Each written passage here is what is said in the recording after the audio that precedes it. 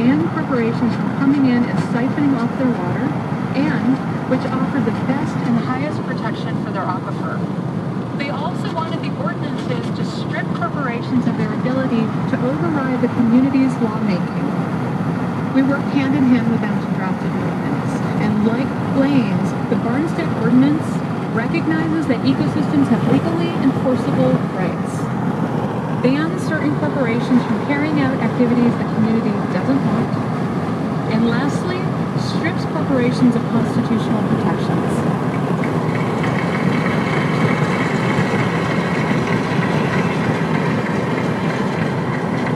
Adopting the ordinance at a town meeting by a vote of 135 to 1, Barnstead became the first community in the nation to ban corporations from privatizing their water.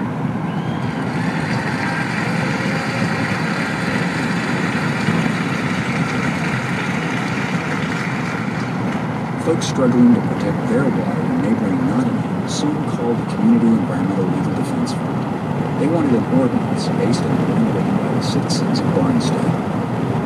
Gail Mills, who with her husband Chris became leaders in the campaign to pass the ordinance, explained their decision to turn their back on the environmental regulatory system that they'd fought in for so long.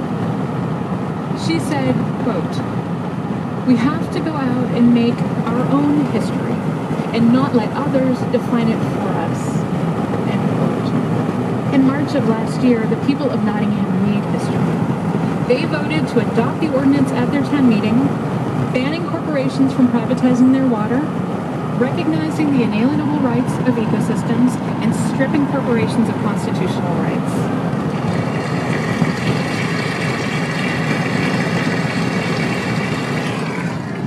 Mari Margill and Thomas Lindsay's work is spreading quickly in New England as communities are increasingly finding their water threatened by Nestle and other corporations. With the assistance of the Community Environmental Legal Defense Fund, another 100 small towns in Maine, New Hampshire, Pennsylvania, and Virginia have passed ordinances to put democratic decision-making into the hands of their citizens. In 24 states across the country, 4,000 graduates of democracy schools are building this movement to limit corporate power over citizens and over nature.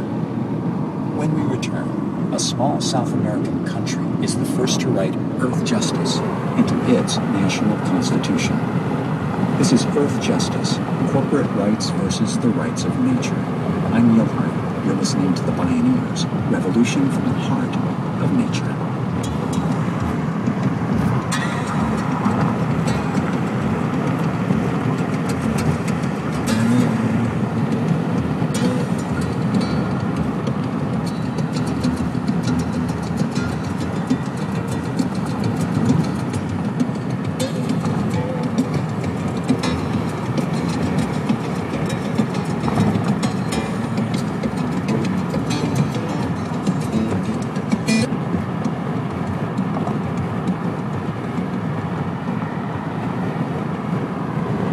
You can download this and other programs at the radio pages at pioneers.org.